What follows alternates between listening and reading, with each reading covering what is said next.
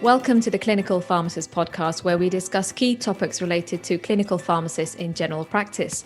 This season, we are interviewing various clinical pharmacists who have found success in the General Pharmacist podcast, where we unfold their unique journey of how they made the transition into this field. And for those listeners who are new to the podcast and may not know us yet, my name is Runa, your main host. I'm the clinical lead of CPS and the training and development manager of Clinical Pharmacist Academy. And we also have our co-host, Mahmud. Hello, everyone. My name is Mahmud. I'm a clinical pharmacist, independent prescriber. I'm the founder of Clinical Pharmacist Solutions. Thank you. So for today's episode, we are pleased to be joined by senior clinical pharmacist Sarah Dekmak, who has been featured in The Chemist and Druggist and has been in the general practice sector for at least 4 years, and in that time has developed considerably as a clinician. Sarah has an expertise in quaff indicators, and I'm sure we'll be hearing more about that in today's session. Welcome, Sarah, to the Clinical Pharmacist podcast. Hi, thank you for having me. Pleasure to be here.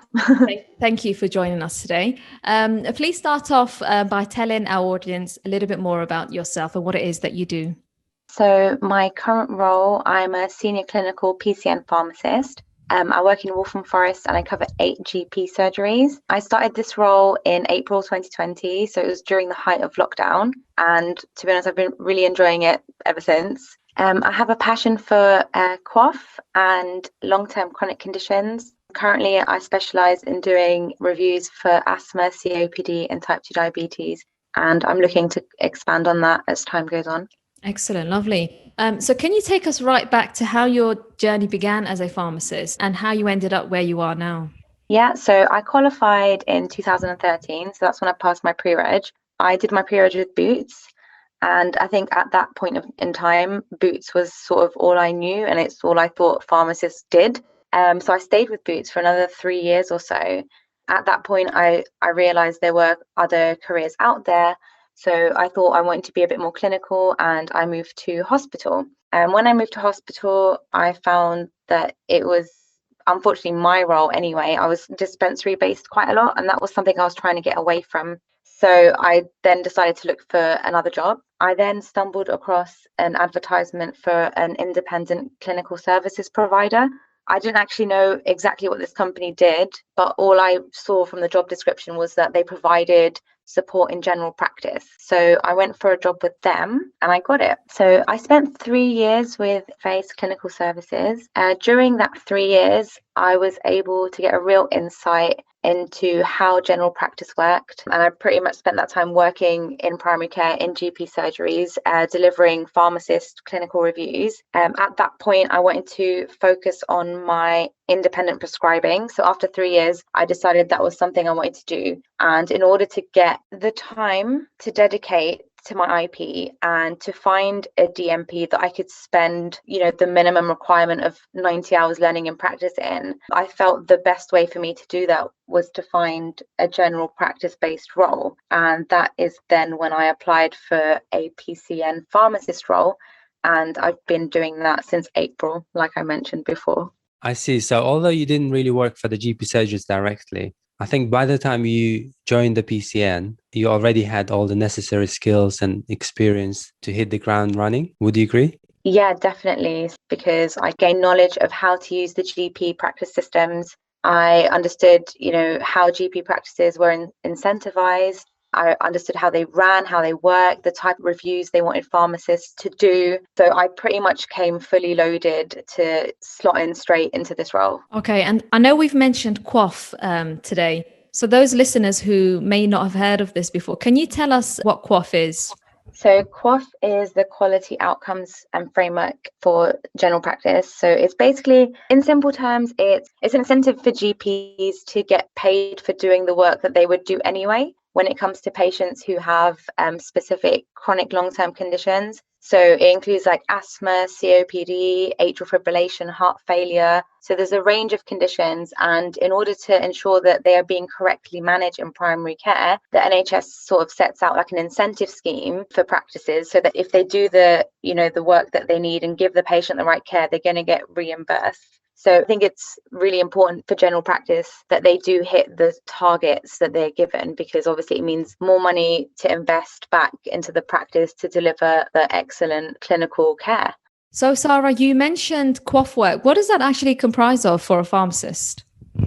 The quaff work that generally pharmacists are expected to do in primary care usually consists of annual reviews for the long-term chronic conditions that QOF covers. So pharmacists might do things like asthma reviews, blood pressure reviews, COPD reviews, heart failure, and more. But that's pretty much what pharmacists would be doing. I see. Okay, thank you. Sarah, you mentioned that you started when lockdown kicked in. Can you tell us more about how that affected how you started? How did you progress your career? How did you progress your job role within the PCN? And tell us more about what you're currently doing. So obviously I started in April, and yes, it was the height of lockdown. The GP practice had closed their doors and it wasn't general practice as I knew it. That's one thing I could say. A lot of the face-to-face reviews were now telephone consults. A lot of patients weren't coming in to collect their blood test forms. I suppose it created like a lot of new things for me. I was lucky enough to have a clinical director to pretty much give me free rein to do what I felt was necessary at the time and what I felt was like most important to look after when I joined. I was the first pharmacist for this PCN, and it's a PCN of 8 practices. So I pretty much had to gauge what support they wanted and then do that. So for me personally, when I joined, I did a lot of, number one, teleconsults with patients who were asthmatic, who did have COPD. I did also a lot of audits for CQC purposes. So it was a bit of downtime as the practices were closed and it wasn't as busy as usual. The practices suggested that maybe I'd do a few audits for CQC. So I did that. And I also worked a lot on looking at quaff prevalence for my practices, just to kind of help find patients basically that were missing off the quaff registers, just to make sure they were getting the care they needed during the COVID lockdown as well. Now I'm currently doing, obviously supporting with the COVID vaccination hubs. I'm doing a lot of high risk drug monitoring and making sure practices are CQC ready for that as well. And I also look after actioning all the drug alerts that come through. And at the same time, I'm still looking after, patients who need annual reviews for long-term chronic conditions on the QOF register. I see. Okay. That's quite a variety of work that you did. Yes. What aspect have you enjoyed the most so far?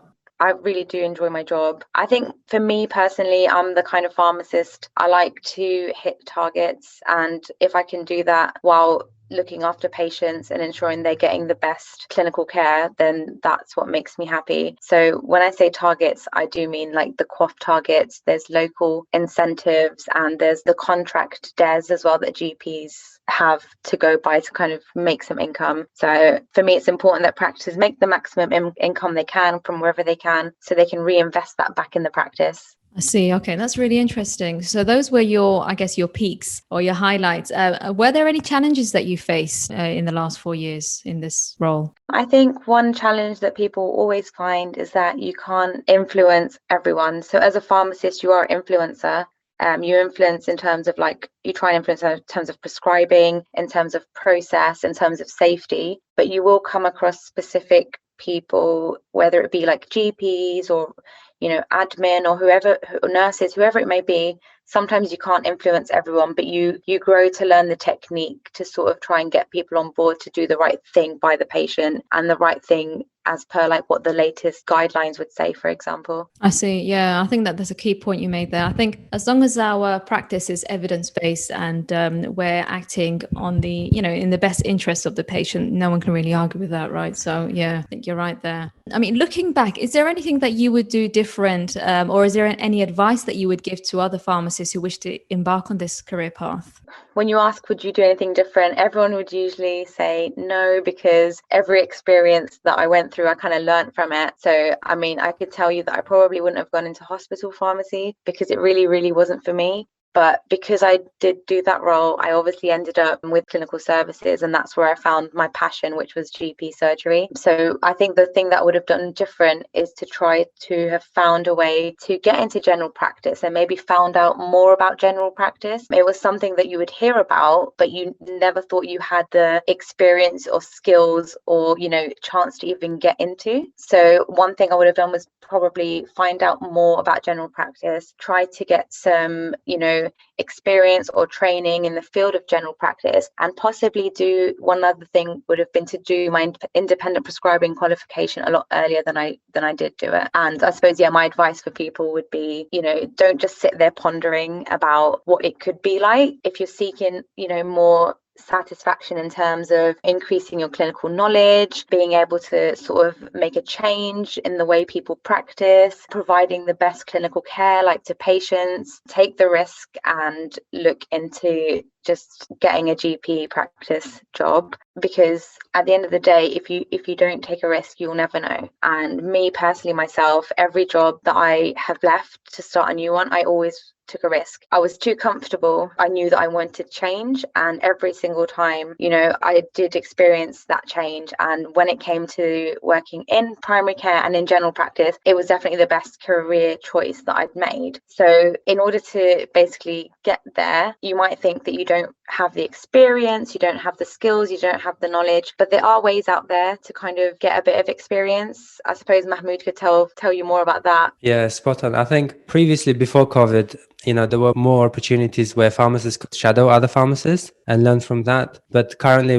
because of the lockdown and the pandemic that we're going through, it's very difficult to shadow someone in practice. But what really stands out when I interview people is if a pharmacist knows how to use the GP software already and somehow learned that really stands out in any job application. I think, spot on where you mentioned that they need to train themselves up. I think that really helped the pharmacists. And you're right, they just need to apply. This is the right time to make the transition, because there is still a huge demand for pharmacists in primary care. And I think that will continue for another year or two. And then the whole sector will be saturated with pharmacists. It might be much more challenging to make that transition. And especially, when we start getting pharmacists who are already prescribers when they graduate from the university, then it will be even more challenging for pharmacists who are not prescribers to then compete with the new graduates who are prescribers.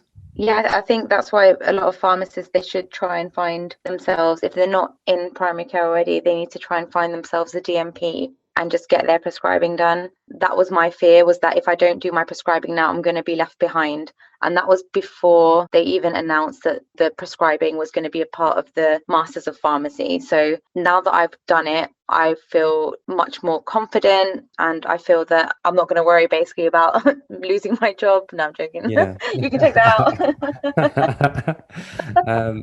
Yeah, but the pharmacists do not have to be a prescriber. No. The pharmacists do not have to be prescribers now to get into GP practice. So I guess, and it's definitely easier to get a DMP once they're in. Yeah, definitely. I mean, I manage one pharmacist and she's not a prescriber, but that doesn't matter because she's got all the knowledge to do all the chronic long-term conditions, all the high-risk drug monitoring. She's really good with patient care, and that's what you want, really. She knows how to use the systems, of course.